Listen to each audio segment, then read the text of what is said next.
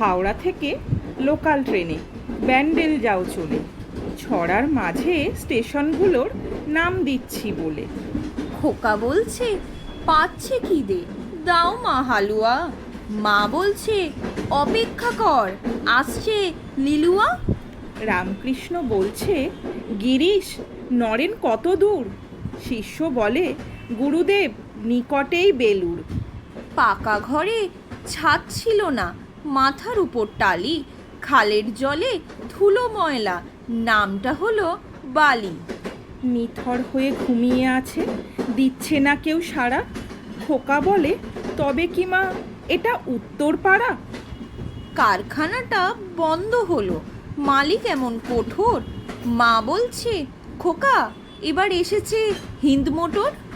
খোকা মাকে প্রশ্ন করে এটা মা কোন নগর? মা বলছে ঠিক ধরেছিস, এটাই কোন নগর।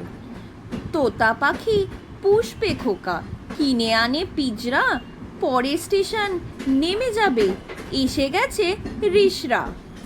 খোকা বলে শোনো মা গো ভক্তগণের সুর, জয় শ্রীরাম আওয়াজ ওঠে, এটা শ্রীরামপুর।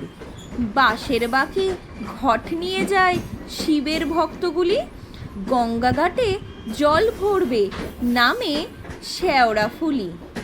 এক সময় ছিল সেথায় বৈদ্যদের ঘাঁটি, তাদের নামেই নাম হয়েছে স্টেশন বৈদ্যবাটি।